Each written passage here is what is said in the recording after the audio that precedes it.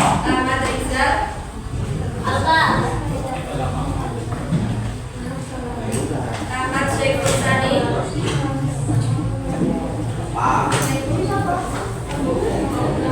Anissa Aulia, Arini Ubaida, Bintang Kusumo, Cantika Hadiana Putri, Kelvin Andala Saputra, Madrana Mulai, Faiz Kamila, Vicky Hendiansyah,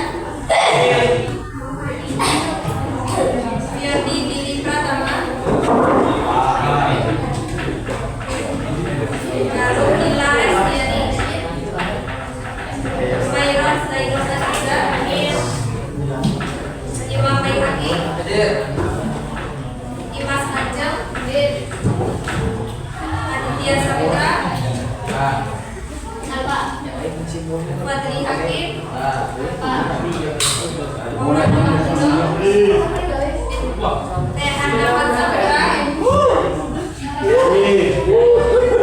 Siti Amanah,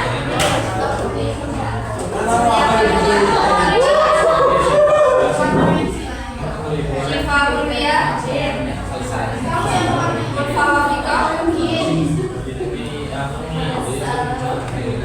Uswatun Hasanah, Mita Irna Dasari,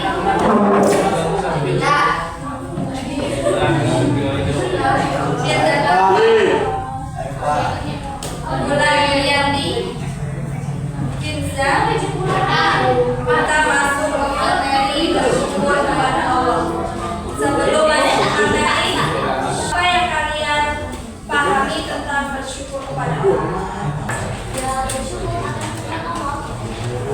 Bersyukur kepada Allah yang terdapat pada Quran surat Az-Zukhruf ayat 9 sampai 13 tentang nikmat Allah yang tak terhitung dan kewajiban manusia untuk bersyukur, terus memelihara alam dan beribadah hanya kepadanya.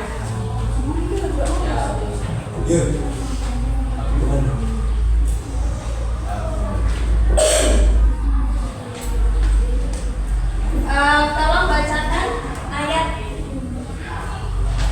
Rehan.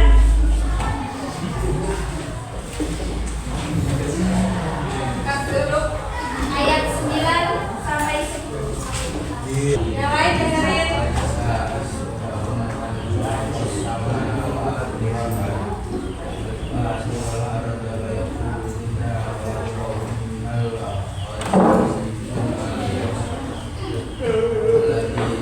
Quran surat Az-Zukhruf ayat 9 sampai 10 membahas tentang pengakuan penciptaan langit dan bumi. Di mana pada ayat 9 ini Allah itu menegaskan bahwa orang-orang musyrik pun harus mengakui Allah sebagai pencipta langit dan bumi. Namun karena sombong dan dengki, mereka itu memilih jalan musyrik.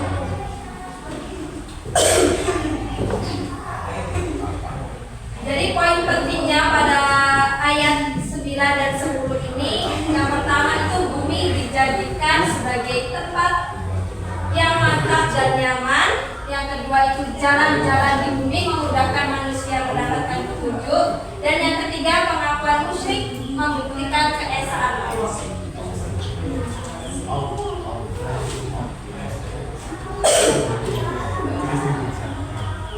Lanjut Ari, baca ayat 11.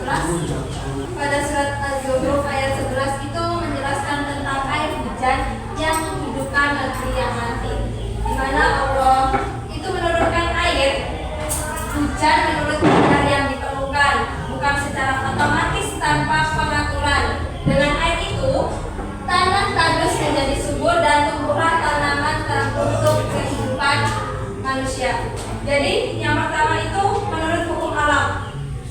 Turunnya hujan itu diatur oleh Allah melalui hukum alam, yaitu dengan perbedaan tekanan udara, terus kondisi awan hingga mencapai titik jenuh.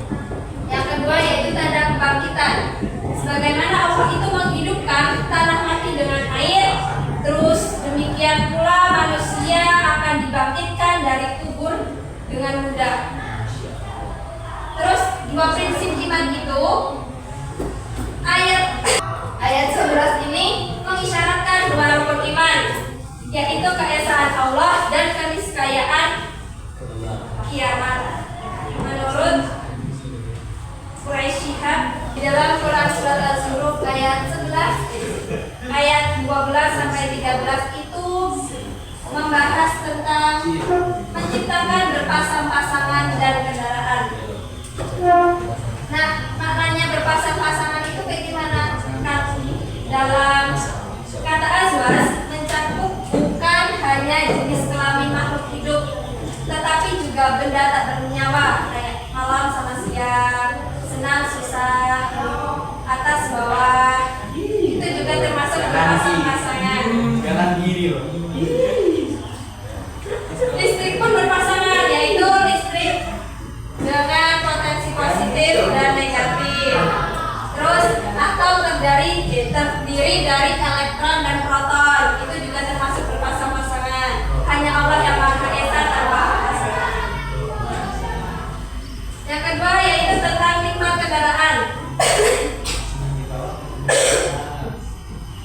Allah menundukkan kapal di lautan dan binatang ternak di daratan agar manusia itu dapat mengendarainya dengan tenang. Saat menaikinya diajarkan untuk mengingat nikmat Tuhan dan mengucapkan Maha suci Tuhan yang telah menundukkan semua ini bagi kami, padahal kami sebelumnya tidak mampu menguasainya. Kayak doa naik kendaraan gimana? Naik kendaraan, jadinya kita semua kayak mau pakai baju, mau tidur, mau makan, segalanya semacam itu. Kalau bisa baca doa. Sudah saat naik kendaraan.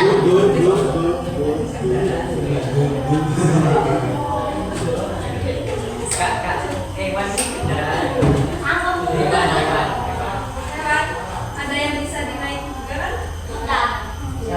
Bisa sama. Rasulullah Shallallahu Alaihi Wasallam apabila mengendarai kendaraan bertakbir 3 kali dan membaca tuntunan ayat di atas dan berdoa, ya Allah,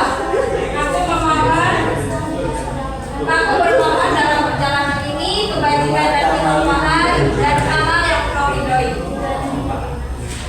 Ya Allah, berikanlah bagi kami perjalanan kami dan berkatalah yang jauh. Ya Allah, Engkau teman dan perjalanan serta pemeliharaan keluarga yang ditinggal. Ya Allah, temanilah kami dalam perjalanan ini dan peliharalah keluarga kami.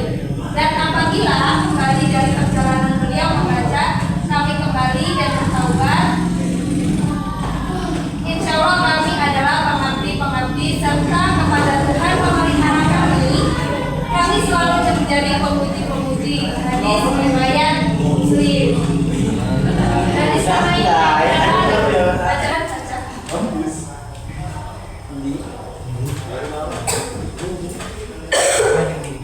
Ada nggak?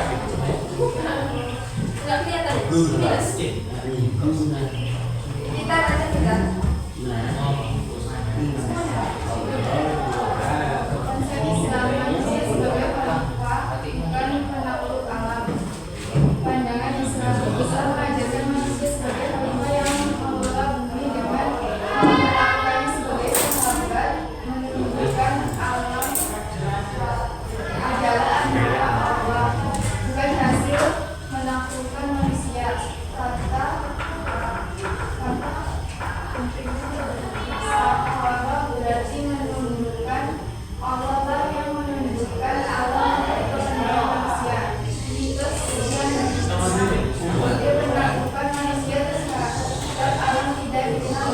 Dalam Islam ia hanya oleh mitos mengenai Tuhan yang menganggap alam sebagai makhluk yang harus ditaklukkan. Karena dimulai secara sadar atau tidak dianggap sebagai pemimpin barat dan tersirat dalam kejadian Ya, jadi selanjutnya kita membahas tentang manusia itu sebagai khalifah, bukan penakluk alam. Jadi menurut pandangan Islam Islam itu mengajarkan bahwa manusia itu sebagai khalifah yang mengelola bumi dan memperlakukannya sebagai sahabat.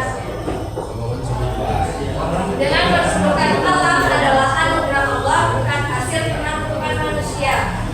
Kata sahara berarti menunjukkan Allah yang menunjukkan Allah untuk kepentingan manusia. Yang kedua yaitu tentang mitos dan tentang di mana ide penaklukan manusia itu terhadap alam tidak dikenal dalam Islam. Ya hanya dikenal oleh mitos Yunani kuno yang menganggap alam itu sebagai musuh yang harus ditaklukkan. Di mana pandangan ini secara sadar atau tidak itu dianut sebagai pemikir barat dan tersurat dalam Perjanjian Lama. Bisa menyimpulkan? Tidak boleh menyembah selain Allah karena berhala tidak mampu mendatangkan keuntungan atau kerugian. Rezeki adalah wewenang mutlak yang Allah berikan. Manusia adalah khalifah, bukan penakluk.